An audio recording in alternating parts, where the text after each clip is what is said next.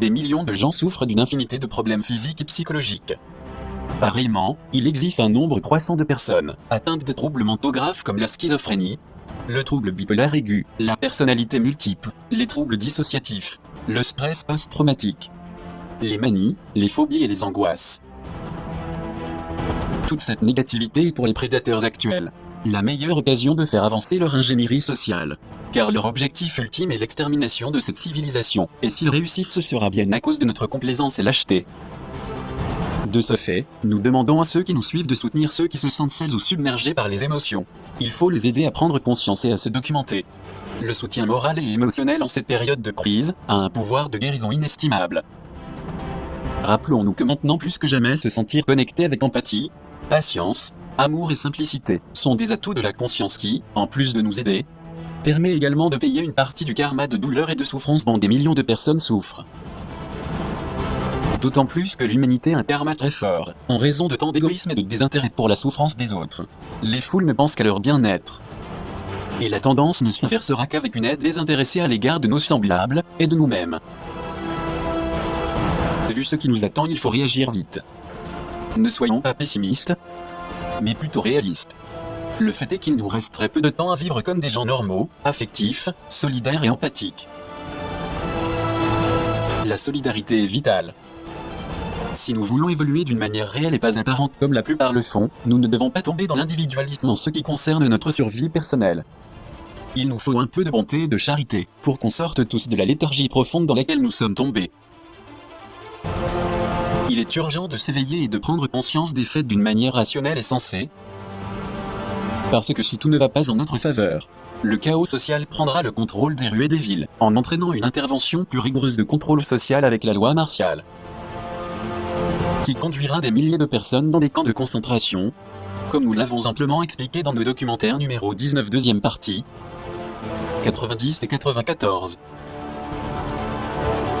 Bien que beaucoup de personnes trop confiantes et sceptiques ne le croient pas encore, le but du pouvoir obscur est de mettre en œuvre un exode mondial massif comme jamais auparavant, tout en transformant la planète entière en un énorme camp de réfugiés ou de concentration, en les abandonnant sans nourriture dans des baraques gigantesques. Bien pire que celle des camps de la mort nazie, ou pire que le génocide perpétré par les anglo-saxons, lors de leur colonisation cruelle du sous-continent indien. Les forces du mal génocidaire, comme on l'a déjà vu auparavant, avertissent de ce qu'elles feront pour mesurer les réactions de la population, qui, immergée dans sa douleur par le virus non létal, ne sait malheureusement pas ce qu'ils sont en train de préparer. Cette forte menace a été observée dans la ville de Los Angeles aux États-Unis, dont le maire a averti qu'il prendrait des mesures drastiques en privant d'eau et d'électricité tous ceux qui organisent des fêtes chez eux.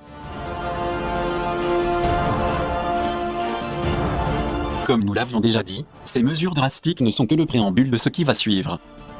Alors que des millions de personnes croient qu'il s'agit d'une chose passagère, et elles n'imaginent même pas ce qui se cache derrière. Si nous avions la conscience et la capacité d'enquêter sur tous ces faits maléfiques qui sont délibérément fabriqués, les dirigeants fantoches n'auraient aucun pouvoir sur les gens éveillés et intelligents. Pour aller encore plus loin, les autorités britanniques avertissent qu'elles pourront au moment ordonner la démolition de centres de soins, d'usines, de bureaux, ou même de foyers privés si le virus est hors de contrôle. Mais comment est-il possible d'envisager ce type d'action ? Est-ce que la démolition de bâtiments et de maisons peut en quelque sorte endiguer la progression du soi-disant virus ? À notre avis, ils veulent entreprendre des actions qui ressemblent plutôt à de la science-fiction, puisque des événements similaires n'ont jamais été vus dans l'histoire des siècles, pas même lors de la terrible grippe espagnole, qui a tué près de 100 millions de personnes en moins de 2 ans. Tout ce qu'ils veulent, c'est accélérer le processus d'extermination de cette civilisation, en même temps qu'on génère plus de pauvreté et de famine, dans l'absence totale d'un diagnostic médical ou scientifique crédible. Ce que nous pouvons dire, c'est que si les gens ne se réveillent pas pour questionner ce début de dépeuplement, mené par des psychopathes criminels liberticides, une inévitable apocalypse surviendra très prochainement. Il ne faut pas tomber dans la psychose collective. Même si on entend crier aux 4 vents que cette pandémie présumée aura des conséquences mortelles sans précédent, en réalité ils ne cherchent qu'à créer une paranoïa dans le monde entier, pour que les gens restent comme des délinquants enfermés chez eux. Tandis que le soi-disant virus pandémique se propage comme un ravageur feu de forêt. Diese Corona-Pandemie bringt massive Einschränkungen der Lebensfreude mit sich auf verschiedenen Ebenen. Wenn wir uns das nur einfach anschauen, man darf nicht mehr gemeinsam singen, man darf nicht mehr tanzen gemeinsam, wie man das gewohnt ist, man darf keinen Sport mehr machen, man darf die Feste nicht mehr feiern, wie sie fallen, man darf keine kulturellen Veranstaltungen besuchen, reisen und vieles andere mehr wird jetzt durch den Lockdown unterbunden, behindert und sogar unter Strafe gestellt. Das schädigt die Gesundheit von uns Menschen, weil wenn wir uns wohlfühlen, wenn wir das tun können, was uns Freude macht, dann ist es die beste Form auch für unsere Gesundheit. Was dieser Lockdown auch mit sich bringt, ist eine Frustration der Grundbedürfnisse des körperlichen und sozialen Miteinanders. Und dieser Maskenzwang, den wir jetzt auch zu tun haben, erzeugt zusätzlich Distanz, erzeugt Angst, Verunsicherung und unterschwellige, wie eben auch offene zwischenmenschliche Feindseligkeit. Und nun wird auch etwas, was ich aus der Psychologie sehr gut kenne, Wahnhaftigkeit. Wahnhaftigkeit wird jetzt in einem gesellschaftlichen Maßstab erzeugt. Ja, was wir kennen aus diesen Zwangsstörungen, Waschzwängen, Kontrollzwängen, ja, wo man sich nie sicher ist, bin ich jetzt wirklich sauber, ist kein Bakterium mehr da, kein Virus mehr.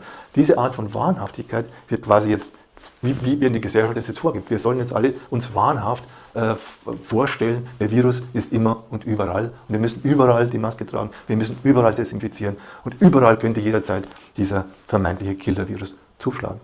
Ja, das ist schon quasi, wie man eine gesamte Gesellschaft pathologisiert.